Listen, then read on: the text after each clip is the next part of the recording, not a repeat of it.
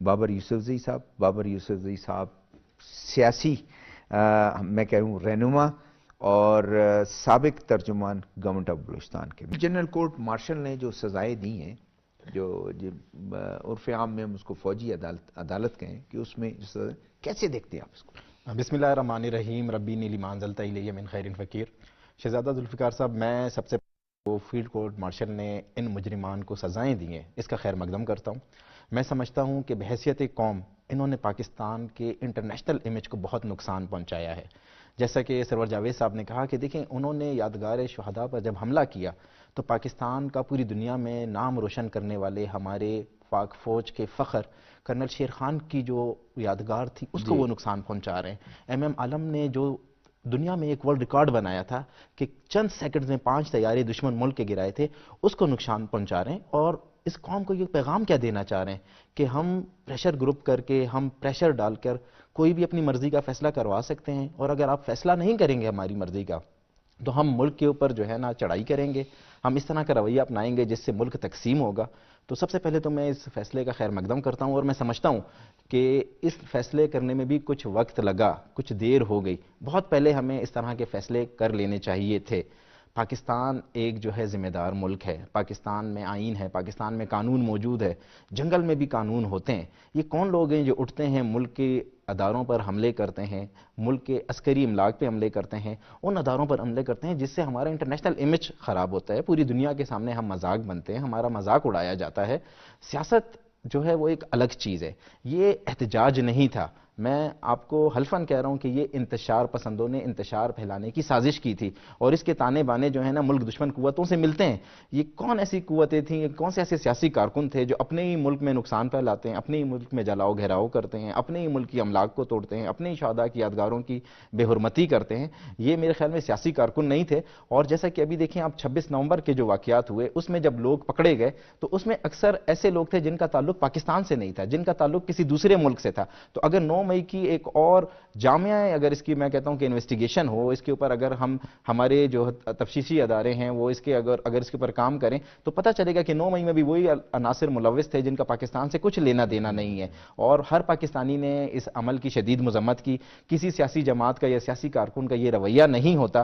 اور اب میرا خیال ہے کہ وقت آ چکا ہے کہ جو بھی شخص پاکستان کی طرف ٹیڑھی آنکھ سے دیکھتا ہے، جو بھی شخص پاکستان کی طرف انگلی اٹھاتا ہے اس کو اس کے انجام تک پہنچایا جائے. تو یہ ایک اچھا فیصلہ ہے، اور میں امید کرتا ہوں کہ ہماری عدالتیں مستقبل میں بھی اس طرح کے فیصلے کریں گی.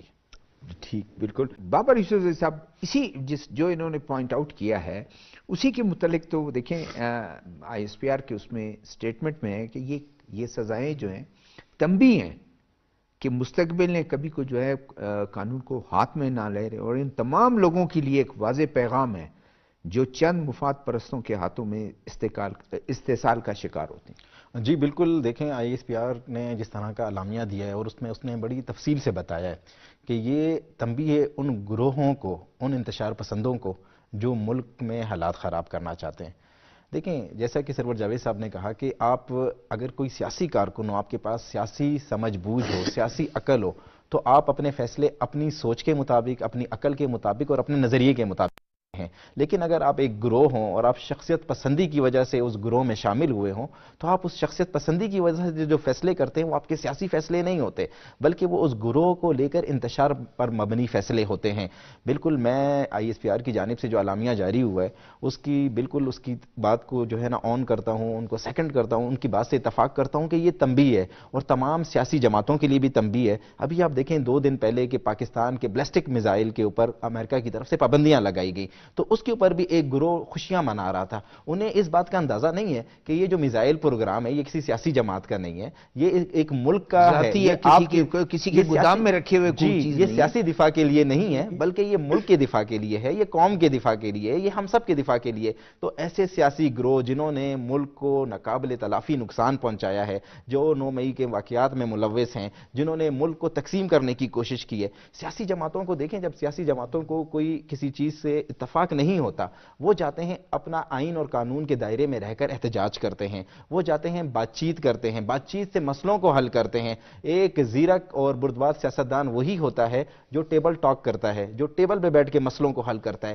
یہ کون سا نیا طریقہ آ گیا ہے کہ آپ جتے لے کر, اگر آپ کی بات نہیں مانی جائے گی, آپ جتے لے کر ریاست پر حملہ آور ہو جائیں گے, آپ ریاستی املاک کو نقصان پہنچائیں گے, آپ شہداء کی یادگاروں کو نقصان پہنچائیں گے, آپ ہمارے جو سپریم ادارے ہیں, سپریم کورٹ ہو یا ہماری نیشنل اسمبلی ہو, ان کو نقصان پہنچائیں گے اور اس طریقے سے اپنی بات منائیں گے. میرا خیال ہے کہ اب وقت آ گیا ہے کہ اس بات کو ہمیں سختی سے روکنا ہوگا, اور تنبیہ کے ساتھ ساتھ ISPR کے اعلامیہ میں کہ تنبیہ کی گئی ہے, تنبیہ کے ساتھ ساتھ تھوڑی سختی کرنی ہوگی تاکہ مستقبل میں کوئی اس طرح کی حرکت نہ کرے.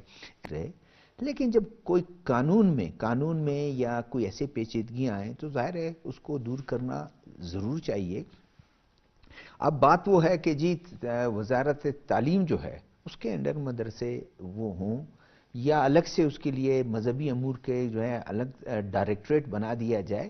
بھائی بات تو رجسٹریشن کی ہے اور اس میں حکومت تو کہتی ہے اور یہ ہونا چاہیے کہ آپ کوئی یونیورسٹی, کوئی مدرسہ, کوئی اسکول, کوئی کالج, اس میں طلبہ پڑھ رہے ہیں, کیا پڑھایا جا رہا ہے اور فنڈنگ کہاں سے ہو رہی ہے, اخراجات کیا آ رہے ہیں, گورنمنٹ کا کیا اس کو کوئی وہ نہیں ہونا چاہیے, کوئی اس کے ایک کوئی اتھارٹی نہیں ہونی چاہیے.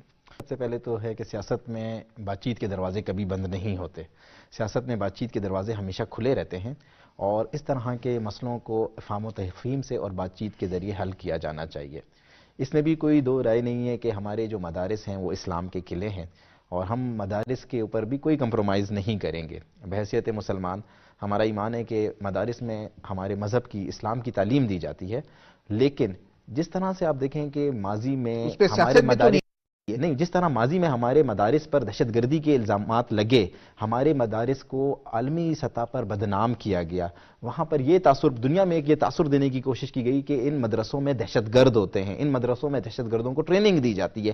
اس تاثر کو ختم کرنے کے لیے, کیونکہ مدارس اسلام کے قلعے ہیں, ہم کسی کو بھی یہ حق نہیں دیں گے کہ وہ ہمارے مدارس کے اوپر انگلی اٹھائے, ہمارے مدارس کے خلاف بات کرے. تو بالکل حکومت کی طرف سے اور ریاست کی طرف سے ان کے اوپر مانیٹرنگ کی جا رہی ہے, ان کے اوپر ایک جو ہے جسے آپ بولیں کہ چیک اینڈ بیلنس رکھا جا رہا ہے کہ ان مدارس کو فنڈنگ کہاں سے ہو رہی ہے, یہاں پر کیا نصاب پڑھایا جا رہا ہے, ان مدارس میں جو تعلیم دی جا رہی ہے آیا وہ اسلام کے خلاف, ملک کے خلاف یا دنیا کے امن کے خلاف تو نہیں ہے. تو میرا خیال ہے کہ اس میں کوئی ایسی چیز نہیں ہے کہ جس کے اوپر ہماری مذہبی جماعتوں کو یا ہماری علماء اکرام کو اس پہ اعتراض ہو. دوسری بات, مولانا فضل الرحمان صاحب جو ہیں وہ بہت زیرک اور سمجھدار سیاستدان ہیں, وہ کبھی بھی کوئی ایسا فیصلہ نہیں کریں گے جس سے ملک کو نقصان ہو, جس سے ریاست کو نقصان ہو. ٹھیک ہے, سرور جاوید صاحب آپ کا شکریہ, بابر یوسف صاحب آپ کا شکریہ, احمد وقاص کاشی صاحب آپ کا شکریہ.